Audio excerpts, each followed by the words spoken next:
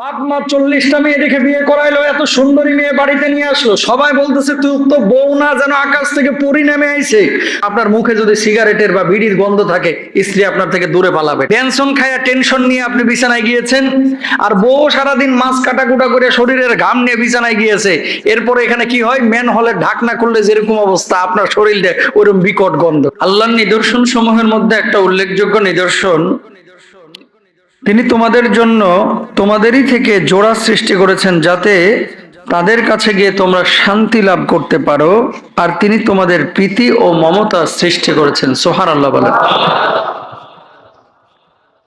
কাকে ইন্ডিকেট করেছেন? অনেকে বুঝতে পেরেছেন, আপনাদের বউদেরকে, আপনাদের স্ত্রীদেরকে লক্ষ্য করে বলছেন আল্লাহ সুবহানাহু ওয়া তাআলা, যে জোড়ায় জোড়ায় যে পয়দা করেছেন, সৃষ্টি করেছেন তোমার স্ত্রীকে, অর্থাৎ হাওয়া আলাইহিস সালাতু ওয়াস সালামকে আল্লাহ সুবহানাহু ওয়া তাআলা আদম আলাইহিস সালাতু ওয়াস সালামের বাম পাজরের হাড় থেকে সৃষ্টি করেছেন। সুবহানাল্লাহ বলেন। কেন সৃষ্টি করেছেন? তার নিঃসঙ্গতা দূর করার জন্য, তার ভিতরে স্থিরতা আনার জন্য। এই পৃথিবীর বুকে স্বামী স্ত্রীর মধ্যে যে বন্ডিংটা, যে ভালোবাসাটা, এই ভালোবাসা যদি না থাকতো তাহলে সংসার ব্যবস্থাও থাকতো না, আপনি আমিও হয়তোবা দুনিয়ার মুখ এত স্বাভাবিকভাবে দেখতাম না। ঠিক কিনা? একটা প্রমাণ নেন, জাপান।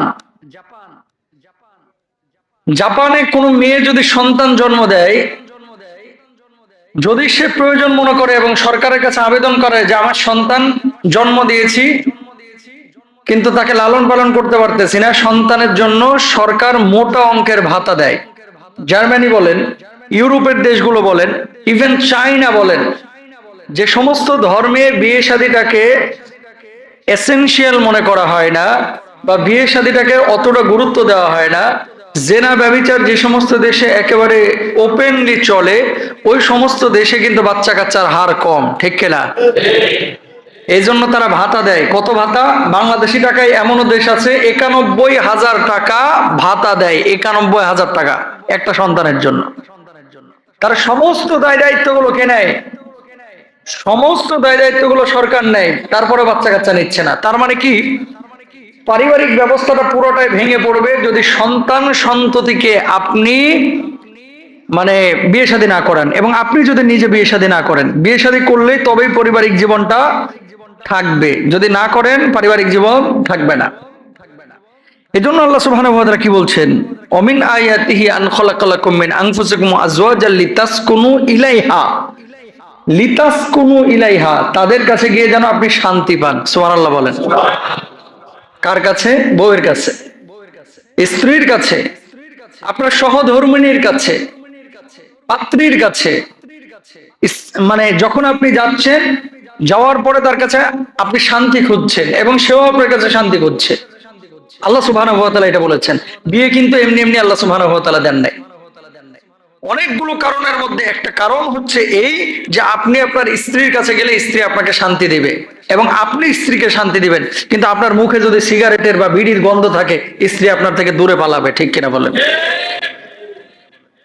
স্ত্রী আপনার সাথে শুচ্ছে, স্ত্রী আপনার সাথে একই বিছানায় গিয়েছে, আবার স্ত্রী যদি এমনটা হয় যে সারাদিন মাছ ফুটছে, সারাদিন শরীর দিয়ে টপ টপ করে ঘাম ছুটছে, মুখ ধোয়া নাই, নামাজ পড়া নাই, ওযু করা নাই, আপনিও বিড়ি খাইছেন, বেনসন খায়া টেনশন নিয়ে আপনি বিছানায় গিয়েছেন, আর বউ সারাদিন মাছ কাটাকুটা করে শরীরের ঘাম নিয়ে বিছানায় গিয়েছে। এরপরে এখানে কি হয়, ম্যান হলের ঢাকনা খুললে যেরকম অবস্থা, আপনার শরীরে ওরকম বিকট গন্ধ। ঠিক কিনা বলেন? তাহলে আল্লাহ বললো কি, লিতাসকুনু ইলাইহা ওয়া জাআলা বাইনাকুম মাওয়াদ্দাতা ওয়া রাহমা। আমি বানাইলাম কেন? যাতে করে ওখানে গেলে শান্তি পাও। এখন যদি মনে হয় পাশে গেলেই পাঠার গন্ধ, তখন এটা শান্তি আসবে না অশান্তি? জোরে সোরে কন। যখন এরকম হবে তখন সেটা হবে কিন্তু অশান্তির কারণ। আর এমন অশান্তির কারণ যদি কোনো জায়গায় ঘটে যায়, তাহলে আল্লাহ সুবহানাহু ওয়া তাআলা ওই নারীকে এবং পুরুষকে, দুইজনের কাউকেই কিন্তু পছন্দ করবেন না। ঠিক কিনা? আল্লাহ সুবহানাহু ওয়া তাআলা নিজে পবিত্র, তিনি পবিত্রতাকে পছন্দ করেন। আল্লাহ সুবহানাহু ওয়া তাআলা নিজে উত্তম, তিনি উত্তমকে পছন্দ করেন। আল্লাহ পরিচ্ছন্নতাকে পছন্দ করেন। আলহামদুলিল্লাহ বলেন। সুতরাং পারিবারিক জীবনে যদি আপনি সুখ শান্তি আপনি যদি পেতে চান, তাহলে আপনাকে ইসলাম যেভাবে বলেছে সেইভাবে আপনাকে চলতে হবে। ইসলাম যেভাবে আপনাকে বলেছে সেভাবেই আপনাকে অনুকরণ করতে হবে, জীবন পরিচালনা করতে হবে, তাছাড়া কিন্তু করতে পারবেন না। ঠিক কিনা? এজন্য আল্লাহ রাব্বুল আলামিন কি বলছেন খেয়াল করেন, হুন্না লিবাসুল লাকুম ওয়া আনতুম লিবাসুল লাহুম।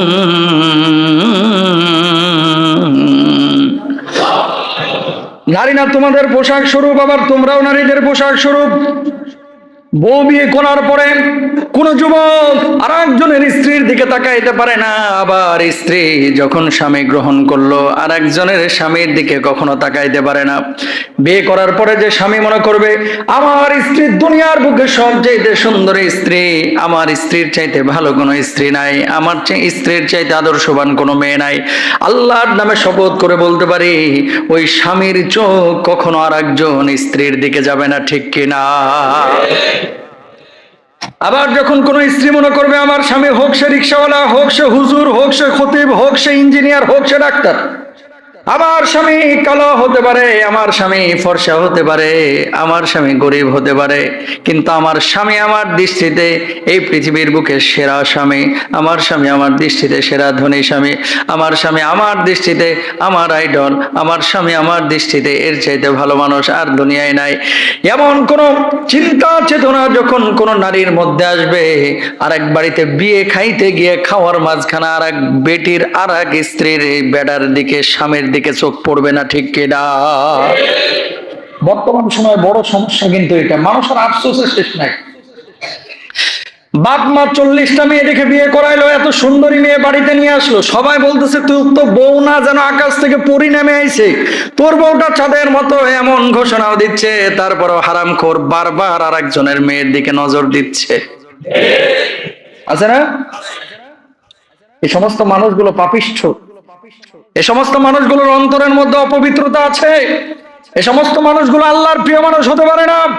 সুতরাং আপনাদেরকে একটা কথা বলি, বউকে যখন বের করবেন আপনি সৎ মানুষ, কিন্তু এই যে 200 মানুষ 300 মানুষ রাস্তা দিয়ে হেঁটে যাচ্ছে, 200 মানুষের 400 চোখ, এই 400টা চোখ কিন্তু সৎ চোখ না, এর মধ্যে খাবাসাত খবিসি আচরণ থাকতে পারে। ঠিক কিনা? আপনি ভালো, আপনি কারোর দিকে তাকান না, কিন্তু আপনার পাশ দিয়ে যে মানুষটা যাচ্ছে ও কিন্তু অনেকে ভালো নাও থাকতে পারে। ঠিক কিনা? সুতরাং বাবা হিসাবে আপনার উচিত মেয়ে যদি থাকে মেয়েটাকে একটু পর্দার সাথে রাখা, স্বামী হিসাবে আপনার উচিত যদি স্ত্রী থাকে স্ত্রীটাকে পর্দার সহিত রাখা। কিন্তু সমস্যা হচ্ছে কোথায় এখন, বর্তমানে অনেক মানুষ মনে করে বিয়ে করছি একটা, দোস্তরে যদি একটু না দেখায়, কি জিনিস ঘরে নিয়ে আসলাম, এটা কেমনে হয়, আমার পেস্টিজ থাকবে, তোর মাথায় ছাগলে মুছছে। ঠিক কিনা বলেন? বিয়ে করছে একটা, নিজের বউকে নিয়ে এসে ফেসবুকে দেখাচ্ছে, মহল্লার মধ্যে হাইটা চলে দেখাচ্ছে, বাপরে বাপ। মহিলারা দেখছে ভিন্ন কথা, কিন্তু গোটা মহল্লার বন্ধু বান্ধব সব নিয়ে এসে জামালে বিয়ে করছে রে, সালমান বিয়ে করছে, সব ওটা দেখে আসি। আর দুলা ভাই মাশাআল্লাহ, এ তো বউয়ের পাশ থেকে উঠতেই চায় না। কষ্ট পাচ্ছেন? সমাজের চিত্র এটা না? হারাম। বিয়ে শাদী যারা করবেন, আজকে পারিবারিক শান্তি নষ্ট হচ্ছে শুধুমাত্র দিন না থাকার কারণে। টাকার অভাব নাই, বাড়ির অভাব নাই, রুমের মধ্যে 6টা এসি লাগানো, ফ্রিজ ভরা গোশত মাছ, কোনো কিছুর অভাব নাই, কিন্তু বাড়ির মধ্যে ঢুকলেই বাড়িটা যেন একটা জাহান্নামের টুকরা। ঠিক কিনা? কেন? একটাই কারণ, শুধু দিন নেই। শুধু কি নাই? দিন নাই। সুতরাং শান্তি যদি পাইতে চান দিনের গণ্ডির মধ্যে আসেন। উল্টা দিকে চিন্তা করেন, একটা মানুষ নামাজ পড়ে, রোজা করে, হজ করে, যাকাত দেয়, রিক্সা চালায়, ভ্যান চালায়, দোকানদারি করে, 16,000 17,000 টাকা কামাই, কিন্তু বাড়ির মধ্যে ঢোকার পরে বউকে বলা লাগে না বউ 1 গ্লাস শরবত দাও, 1 গ্লাস পানি দাও, বলা লাগে না। জামাই আসার পরে জামাটা খুলে দেয়, পায়ের জুতাগুলো খুলে দেয়। অনেক সময় এমনটা হয়, আপনি চোখে ইশারা করেছেন, মুখ দিয়ে বলা প্রয়োজন হয় না। আপনার কি প্রয়োজন? গামছা চাইছেন, মূলত মুখ দিয়ে বলেন নাই, শুধু চোখ দিয়ে ইশারা করছেন, দরজার দিকে গামছা ঝুলানো, সঙ্গে সঙ্গে আপনার বউ ওই গামছা নিয়ে এসে আপনার ঘাড়ের উপরে দিয়ে দেয়। ঠিক কিনা? একজন পোলাও, রোস্ট, ব্রোস্ট, কোরমা সব খাচ্ছে, বউ পাত্তা দেয় না, অথবা স্বামী বউকে পাত্তা দেয় না, আর আরেকজন আলু ভর্তা ডাল দিয়ে ভাত খাচ্ছে। মাশাআল্লাহ, ভালোবাসা, মহব্বত কোনো কমতি নাই। একটাই মাত্র কারণ, দিন আছে শান্তি আছে, দিন নাই শান্তির মা মরে গেছে, ঠিক কিনা? সুতরাং সিদ্ধান্ত আপনাকে নিতে হবে। আপনাদের কাছে রিকোয়েস্ট, বিশেষ করে যারা স্মোক করেন, যারা টানাটানি করেন, বিড়ি খায়া কোনো বউয়ের কাছে যাবেন না, ইনশাল্লাহ বলেন। জর্দা খান অনেকে দাঁতগুলোর তরমুজের বিচির মতো বানায় ফেলাইছেন, আছে না নাই? দাঁতের এমন অবস্থা, সকালবেলা উঠেই বান্ডা খেয়ে ফেলায়। আমি আরবে দেখেছি, মিশরে এবং সৌদি আরবে দেখেছি, আরবরা কিন্তু দাঁত ঠিক মতো মাজে না। যাই বলেন না কেন, দাঁত মাজা যেন ওদের মাথার উপরে 40 টন একটা বোঝা দেওয়া, মানে দাঁত মাজতে চায় না। তো কি করে? বাসি মুখ নিয়ে তো মানুষের সামনে কথা বলতেও শরম লাগে অনেকের, ঠিক কিনা? মুখ দিয়ে গন্ধ বাইর হয় না, নাউজুবিল্লাহ বলেন না। আরবরা কি করে? ঘুম থেকে উঠেই চুইং গাম চাবানো শুরু করে। কি চাবায়? Chewing gum. এই জন্য দেখবেন চেহারা সুরত মাশাআল্লাহ, মিয়া মিয়া কোয়াইস গিদ্দার, 100 চেহারা, কিন্তু হাসলে ভাই দাঁতের দিকে হাত ঠাকানো নাই। শুধু আরবের কথা বলেন কেন, বাংলাদেশে আছে না নাই? আল্লাহ রাসূল সাল্লাল্লাহু আলাইহি ওয়াসাল্লাম, আহা, আসলে ইসলাম কত সুন্দর দেখেন।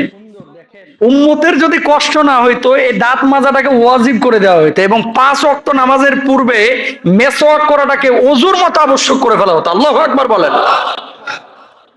নবীজি সাল্লাল্লাহু আলাইহি সাল্লাম এমনও দেখা গেছে যে নামাজে দাঁড়াচ্ছেন, মেসওয়াক করে পকেটে মেসওয়াক নিয়ে তারপরে নামাজে দাঁড়িয়ে গেছে। সুবহানাল্লাহ বলেন না। আর আমাদের সমাজে অনেকে দাঁতই ঠিক মতো মাজে না। আরবরা এই কাজটা এখন করতেছে, এজন্য দাঁতও টিকে না। আরবের মানুষের দাঁত নাই, ঠিক নাই, আর কি ময়লা, অথবা এই দাঁতগুলোকে তাদের তুলে ফেলতে হয় অল্প বয়সেই। তো যে কথাটি বলতেছিলাম, আল্লাহ রাসূল সাল্লাল্লাহু আলাইহি ওয়াসাল্লাম স্ত্রীদের সঙ্গে যখন কথা বলতেন, যখন যেতেন স্ত্রীদের কাছে, পরিপাটি হয়ে তারপরে যেতেন। নামাজে যখন যেতেন পরিপাটি হয়ে যেতেন, এবং স্ত্রীদেরকেও বলে দিবেন যে হুজুর বলছে এটা তোমার জন্য নিষিদ্ধ। এমন কোন প্রেজেন্টেশন স্ত্রীরা স্বামীদের সামনে করতে পারবে না যেটা করার কারণে তার প্রতি আপনার বিরূপ প্রতিক্রিয়া তৈরি হয়। কিছু বউ আছে দেখবেন, পাশে বসেই মনে করেন নিয়মিত বায়ু ছাড়তেছে, নিয়মিত খালি ঢেক্কর ঢেক্কর গলা দিয়ে উঠাইতেছে, খালি গ্যাস ফর্ম করতেছে, এরকম হয় না? এই সমস্ত জিনিসগুলো যখন কোনো স্বামী করে, অথবা কোনো স্ত্রী যখন করে, তার প্রতি একটা বিরূপ ধারণা চলে আসে সেই স্বামীর এবং সেই স্ত্রীর। এই জন্য আল্লাহ রাসূল সাল্লাল্লাহু আলাইহি ওয়াসাল্লাম কিছু জিনিস দেখেও না দেখার ভান করতে বলেছেন, লজ্জা দিতে না বলেছেন।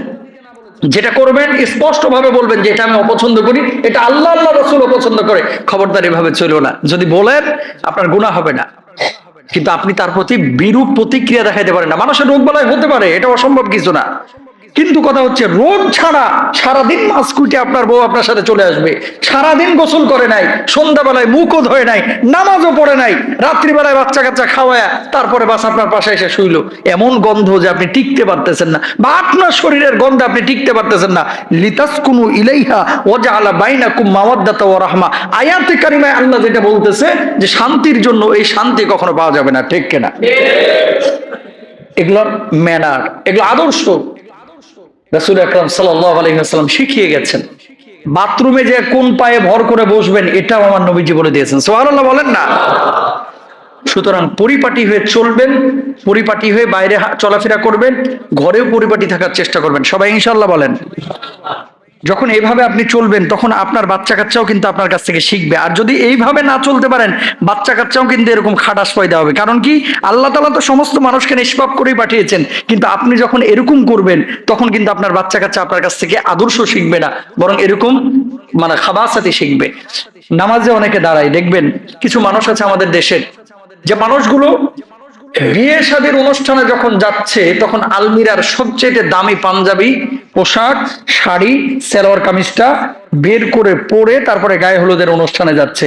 আর মসজিদে যেদিন আসে, জুমার দিন দেখে আজকে ভালো কাপড় অনেকে পরছেন, জোহরের নামাজে খেয়াল করে দেখেন কয়টা ভালো কাপড় পরে।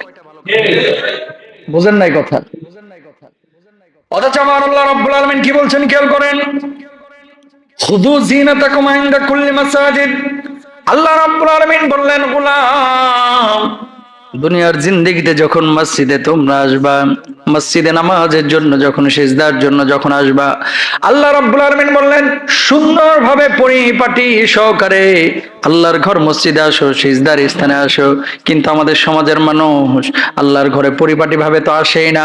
অনেক সময় দাঁত ঠিক মতো মাজে না, ফজরের নামাজে হাম তুলতেছে তো মুখের দুর্গন্ধে পাশের মানুষটা টিকতে পারতেছে না।